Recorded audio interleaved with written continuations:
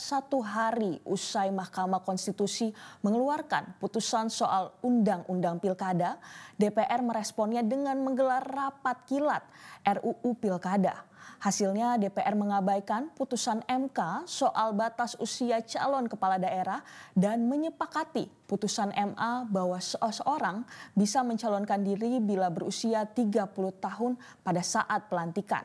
Serta terkait dengan ambang batas pencalonan kepala daerah, Balik DPR mengakali ketentuannya. Berikut ulasannya.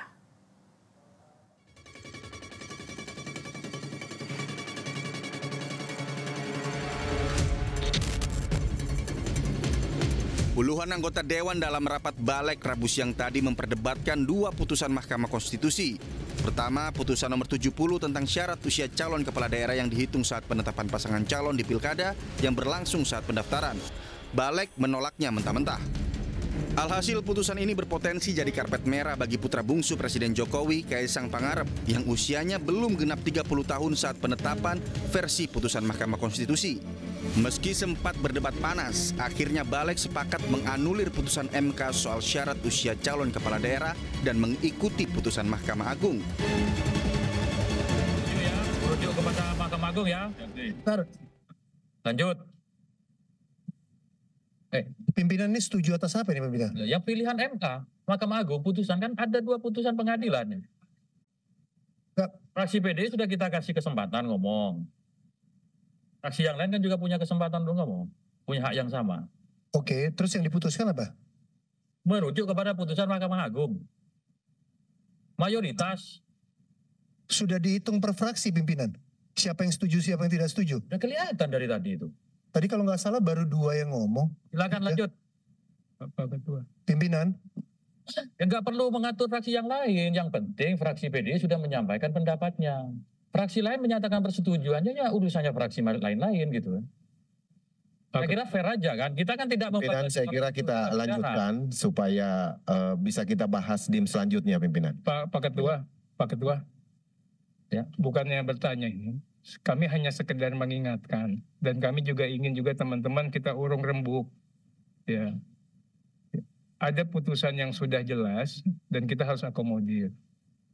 Ya, putusan 60 kemarin itu menurut kami yang ada di PDI Perjuangan, dua-duanya sudah jelas. Mengenai threshold sama mengenai usia.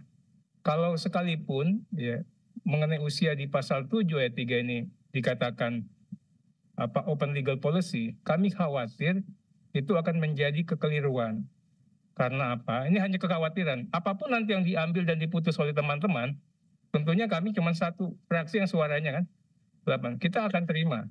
Tapi jangan sampai rapat kita ini yang dihadiri oleh orang-orang yang pintar-pintar dan paham hukum tata negara ini sia-sia. Karena memang ingin saya tanyakan tadi, apakah putusan itu sudah clear and clean mengatakan ya bahwa itu efektif pada saat ditetapkan sebagai pasangan calon. Dan sesuai dengan logika dan nalar sehatnya begitu. Kalau pengaturan digantungkan pada saat dilantik, itu yang saya katakan tadi. Nggak masuk rasio legisnya. Tapi kalau teman-teman ingin mengakomodir itu, kita ikut aja. Ya, terima kasih. Terlepas dari perdebatan mau ikut putusan Mahkamah Agung atau putusan Mahkamah Konstitusi, sudah barang tentu putusan MK tidak bisa dibenturkan dengan putusan Mahkamah Agung. Putusan MK yang merupakan pengujian konstitusionalitas norma undang-undang terhadap undang-undang dasar harus dipedomani oleh semua pihak, tidak terkecuali DPR, pemerintah, dan Mahkamah Agung.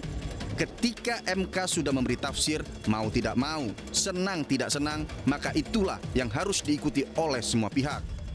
Seperti halnya putusan MK soal batas usia Capres-Cawapres di akhir 2023 lalu, yang langsung serta-merta diterapkan oleh KPU saat itu, sehingga membuka jalan bagi Gibran Rakabuming Raka menjadi Cawapres di kontestasi Pilpres 2024. Tak hanya soal usia calon kepala daerah, di hari yang sama Balik juga membahas syarat ambang batas pencalonan. Balik ketok palu bahwa syarat threshold hanya diberlakukan untuk partai non-parlemen atau partai yang tidak memiliki kursi di DPRD. Padahal tidak begitu bunyi putusan MK. DPR dinilai mengakali putusan MK ini yang melonggarkan ambang batas pencalonan kepala daerah untuk semua partai politik peserta pemilu. Pada akhirnya pasal 40 ayat 1 Undang-Undang Pilkada yang mengatur ambang batas 20% kursi DPRD atau 25% suara sah pileg tetap diberlakukan bagi partai-partai politik yang memiliki kursi parlemen. Padahal MK membatalkan pasal itu untuk menghindari demokrasi yang tidak sehat sebab threshold versi Undang-Undang Pilkada rentan memunculkan calon tunggal. Terlepas dari rapat kilat Balek menyikapi putusan MK ini, Balek DPR mengingatkan bahwa DPR pemegang kekuasaan dalam pembentukan undang-undang. Penting kami mengingatkan bahwa sesuai dengan Undang-Undang Dasar 1945 pasal 20 bahwa DPR memegang kekuasaan dalam pembentukan undang-undang. Itu clear gitu kan. Jadi ya terserah DPR gitu kan. Tapi kemudian supaya tidak ada terjadi bentrokan hukum istilahnya ataupun terjadi nanti kegaduhan politik hukum, maka kemudian ada terobosan hukum yang dilakukan. Namun perlu kita ingat juga bahwa MK merupakan penafsir konstitusi satu-satunya yang memiliki kewenangan menguji undang-undang terhadap UUD 1945 dalam sistem hukum Indonesia. Dan putusan MK bersifat final dan mengikat, serta berlaku serta-merta bagi semua pihak atau erga omnes. Sehingga upaya revisi Undang-Undang Pilkada yang dilakukan DPR saat ini bisa dinilai sebagai pembangkangan dan bisa membuat Pilkada 2024 inkonstitusional dan tidak legitimate untuk dilaksanakan.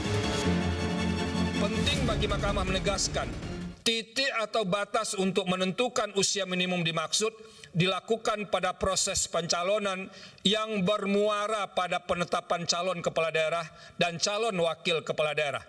Tidak hanya itu, sesuai dengan prinsip erga omnes, pertimbangan hukum dan pemaknaan mahkamah terhadap pasal 7 ayat 2 huruf E Undang-Undang 10 2016 mengikat semua penyelenggara, kontestan pemilihan, dan semua warga negara. Dengan demikian, jika penyelenggara tidak mengikuti pertimbangan dalam putusan Mahkamah Aku sebagai kekuasaan kehakiman yang berwenang menyelesaikan sengketa hasil pemilihan, calon kepala daerah dan calon wakil kepala daerah yang tidak memenuhi syarat dan kondisi dimaksud berpotensi untuk dinyatakan tidak sah oleh mahkamah.